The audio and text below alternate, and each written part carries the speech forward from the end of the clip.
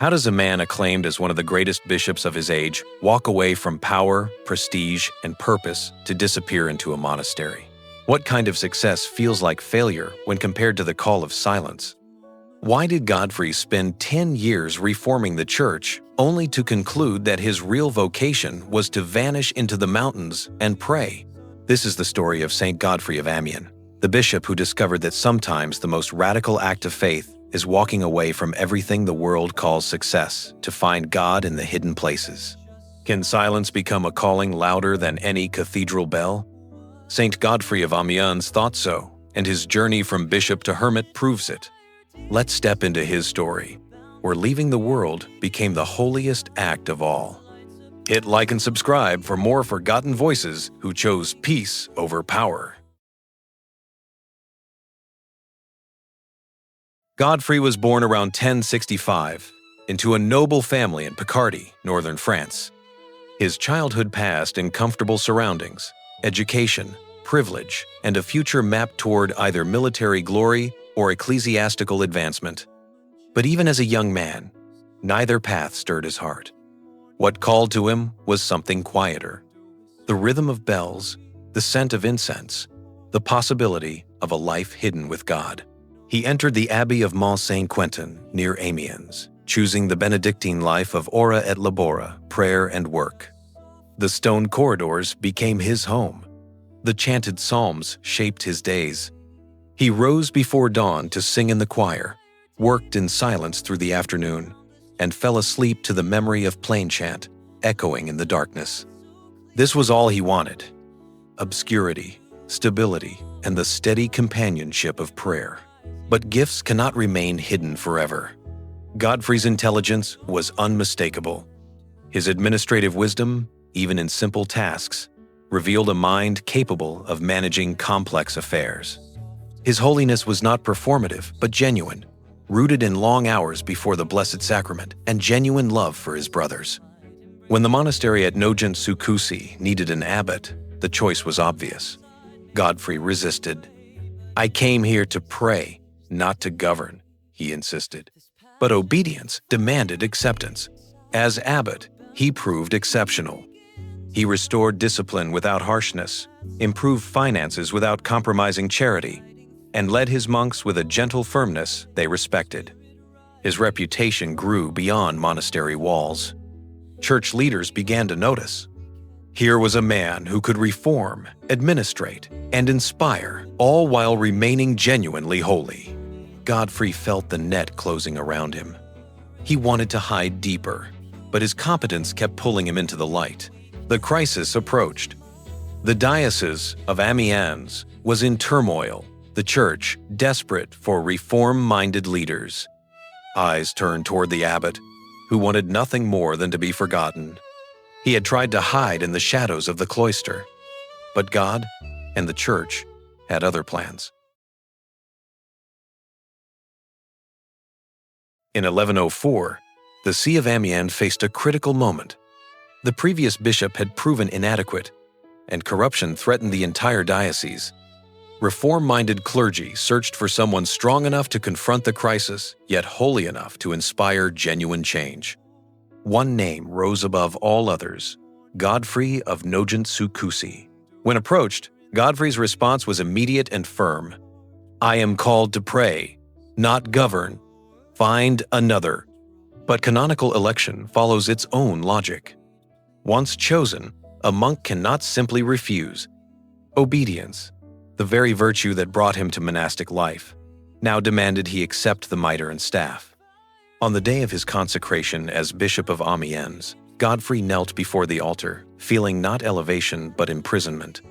The magnificent cathedral, with its soaring arches and stained glass glory, felt like the opposite of everything his soul craved. The opposite of a quiet cell where God could be met in silence.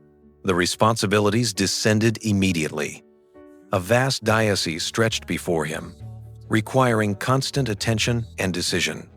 Secular authorities, counts, and lesser nobles pressured him constantly, wanting to control church appointments and revenues.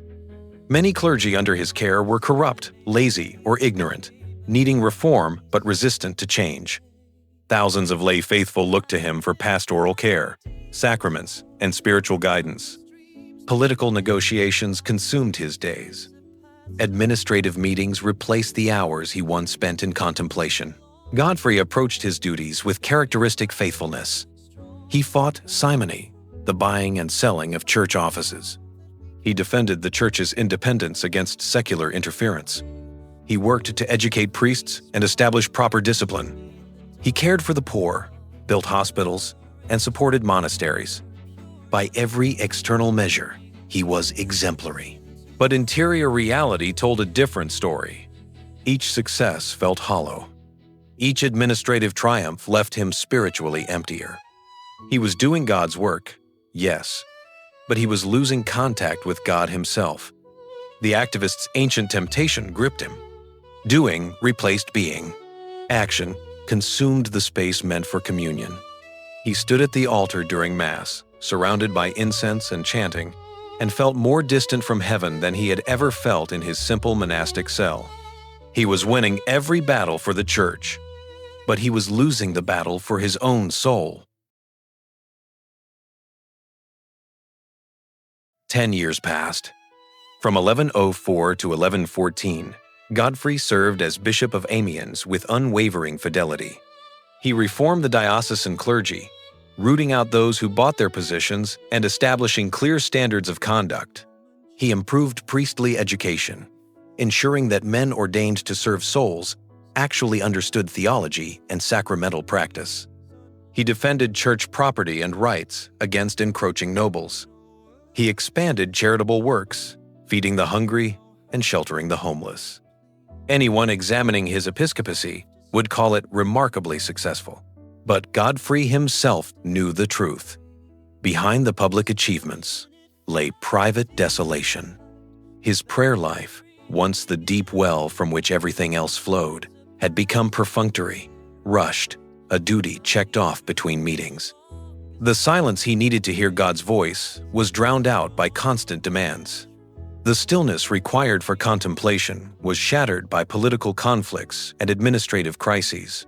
He found himself constantly negotiating with secular powers who wanted to treat the church as another political instrument. He spent hours in tedious meetings discussing property disputes and canonical procedures. He traveled endlessly across the diocese, confirming children, ordaining priests, dedicating churches, all good work, all necessary, all draining. At night, exhausted, he would kneel to pray and find only emptiness. The words wouldn't come. The presence he once knew, intimately felt, impossibly distant. The crucial realization came gradually, then all at once. I am saving everyone's soul but my own. He was giving spiritual counsel while spiritually starving. He was shepherding others toward God while drifting away himself. Success had become its own kind of trap, a golden cage that everyone admired but that was slowly suffocating his spirit. A terrible question began to haunt him. What if this isn't my true vocation? What if, despite the obvious good he was accomplishing, despite his effectiveness and the genuine need for his leadership, this role was fundamentally misaligned with how God had made him? Not everyone is called to the same balance of action and contemplation. Some souls need more silence. His soul was one of them, but how could he possibly walk away? Bishops don't resign. The church needs shepherds. People depend on him.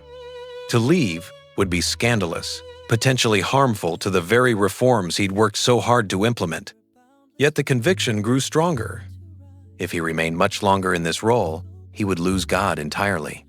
The bishop's throne had become his cross, and he was about to do something unthinkable. In 1114, after a decade of faithful service, Godfrey reached his breaking point. It arrived not as a dramatic collapse, but as crystalline clarity. He must leave, or lose God entirely. The choice was that stark. He announced his intention to resign the episcopacy. The reaction was immediate and fierce. Clergy protested. Who will protect us from corrupt nobles trying to seize church lands? The people cried out, who will care for our souls? Fellow bishops were scandalized. "This is unprecedented. Bishops don't abandon their posts." Secular authorities, some grateful for his reforms and others resentful of them, united in one thing: shock at his decision. The arguments came from every direction. "You're the only one strong enough to stand against the Count's interference. The reforms you've begun will collapse without you. Think of your responsibility. What about your vows? This is selfish. You're running away." Godfrey listened to it all with characteristic patience. Then he spoke, quietly, but immovably. "I have served faithfully for 10 years. I have done what was asked of me. But now I must save my own soul. I cannot give what I do not have. I cannot lead others to God if I have lost the way myself." The formal resignation followed, a ceremony as painful as it was liberating. He removed the episcopal ring, handed back the mitre and staff, and relinquished all authority. In that moment, he lost everything the world values: prestige, security, purpose, and identity. Who was he without the bishop's title? Just Godfrey, a monk who had temporarily served as bishop. A soul seeking God, but where to go? He needed the strictest, most hidden form of religious life. Somewhere his soul could finally breathe. He learned of the Carthusians, a relatively new order founded by Saint Bruno just decades earlier. They lived as hermit monks, each in his own small cell, meeting only for Mass and brief communal prayers, otherwise maintaining near total silence. Their monastery, the Grande Chartreuse, was tucked high in the French Alps, remote and austere. It was perfect. The journey from Amiens to the mountains was both physical and spiritual. With each mile, he left behind what he had built. Churches restored, clergy reformed, hospitals founded, the visible legacy of a successful episcopacy. The world watched him go with mixed reactions. Some whispered, "He's abandoning his duty." Others said, "He's running away from responsibility." A few, very few, understood. He wasn't running from anything. He was finally running toward what he'd been seeking all along. He had walked away from everything. Now he would discover what he'd been walking toward. The Grande Chartreuse rose before him. Stone buildings nestled against mountain peaks, severe and beautiful. This was the mother house of the Carthusian order, where Saint Bruno had established a life of radical solitude in 1084. Bruno had died just 13 years earlier, and the order was still taking shape, still living into its founding charism of silence, prayer, and hiddenness. A Carthusian monk's life is unique even among monasteries. Each brother lives in his own small cell, more accurately, a tiny hermitage within the monastery walls. These cells contain a bedroom, a workroom, and a small enclosed garden. The monk emerges only for the divine office chanted in common, for Mass, and for one communal meal each week. Otherwise, he remains alone, praying, studying, working with his hands, eating meals passed through a small door, living in almost unbroken silence. For Godfrey, arriving after years of constant noise and demand, the silence was initially shocking. No meetings, no administrative decisions. No one is seeking his counsel or requiring his presence. Just the mountain wind, the distant bells calling to prayer, and long, empty hours stretching before him. The first weeks were disorienting. Stripped of his role and identity as bishop, who was he? Without the constant activity that had defined his days, what remained? Gradually, the transformation began. The cell that first felt confining became expansive, a universe contained in a few square meters. The silence that initially unnerved him became conversation, God's voice emerging in the quiet he hadn't heard in years. The solitude that might have felt like exile became homecoming. He was rediscovering the contemplative self that had drawn him to monastic life as a young man, the self that had been buried under a decade of administration. His mission now was intercession, not action. He wasn't fleeing responsibility, but embracing a deeper one, praying for the church from hiddenness rather than leading it from prominence. The manual work, simple tasks done in silence became meditation. The long hours of solitary prayer became the very thing his soul had been gasping for. He discovered his unique charism, not building institutions or reforming structures, but simply being present to God in radical availability, allowing that presence to overflow invisibly into the world. The paradox unfolded with quiet power. He was more fruitful in obscurity than he had ever been in fame. The prayers rising from his cell accomplished more than all his episcopal decrees. The peace that settled over his spirit radiated outward in ways he would never see or know. His fellow Carthusians marveled at the transformation. The former bishop, who had carried such heavy burdens, was now the happiest among them, a simple monk finding infinite richness in the poverty of his cell. He had found heaven in the mountains.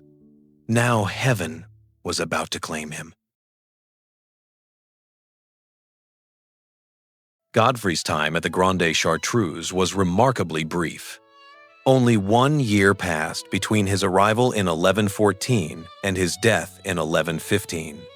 He was approximately 50 years old, not old by modern standards, but worn by years of episcopal labor and perhaps weakened by the dramatic transition from active to contemplative life. Yet that single year was enough. He had found what he sought. Peace had returned. God, once distant, was now intimately near. His death came as he had hoped. In his cell, in silence, in prayer. Fellow Carthusians who attended him witnessed a peaceful passing, no struggle, no fear, just gentle surrender into the arms of the God he had finally learned to meet in stillness. He had lived his last days exactly as he wished. Hidden, prayerful, free. But the hiddenness he sought proved impossible to maintain. Almost immediately, the monks at Grande Chartreuse began venerating him. Word spread beyond the monastery. The bishop who walked away to find God had become a saint. Pilgrims traveled to the remote alpine monastery, seeking his intercession. Miracles were reported at his cell and tomb. The church that had been scandalized by his resignation now recognized his holiness. The irony was complete and perfect. Godfrey had sought obscurity and achieved fame through the very sanctity that emerged from his hiddenness. He had wanted to be forgotten, but became unforgettable. He had left public life, yet remained spiritually present through the prayers that continued to rise from the mountains long after his death. His example proved revolutionary for the medieval church. Here was validation that one could legitimately seek God over institutional demands. Here was proof that sometimes walking away is the holiest choice. Here was permission for burnt-out clergy to acknowledge their limits and seek different paths. Contemplative vocation was affirmed as equally important, indeed, as perhaps more fundamental than active ministry. His example proved revolutionary for the medieval church. Here was validation that one could legitimately seek God over institutional demands. Here was proof that sometimes walking away is the holiest choice. Here was permission for burnt-out clergy to acknowledge their limits and seek different paths. The contemplative vocation was affirmed as equally important, indeed, as perhaps more fundamental than active ministry. November 8th marks his feast day, a quiet celebration, fitting for a man who found his truest self in silence. His empty bishop's throne in Amiens stands as a reminder. Sometimes, the greatest achievement is learning when to step down. And his occupied cell at Grande Chartreuse, though he inhabited it for only 12 months, became a place where heaven touched earth with uncommon clarity. Saint Godfrey of Amiens stands as patron of those experiencing burnout, those discerning deeper vocations, and those brave enough to walk away from success to find something more essential. His story validates what many sense but fear to admit: that productivity is not holiness, that acclaim is not necessarily God's will, and that hiddenness can be more fruitful than any visible achievement. For anyone exhausted by demands they cannot refuse, Godfrey offers permission. For those successful externally but empty internally, he shows another path. For believers trapped by others' expectations or their own sense of duty, he demonstrates that sometimes the most faithful response is letting go. his wisdom echoes across centuries. Choosing God over gain, silence over status, being over doing. The contemporary church desperately needs his example. In an age of constant connectivity and relentless productivity, in a time when even ministry can become mere activism, Godfrey reminds us that contemplation is not a luxury, but a necessity. Some souls need more silence than others. Some vocations require hiddenness. And sometimes, not always, but sometimes, walking away from what's good to pursue what's essential is the most courageous choice of all. Two images remain. The cathedral in Amiens, magnificent and empty of its bishop.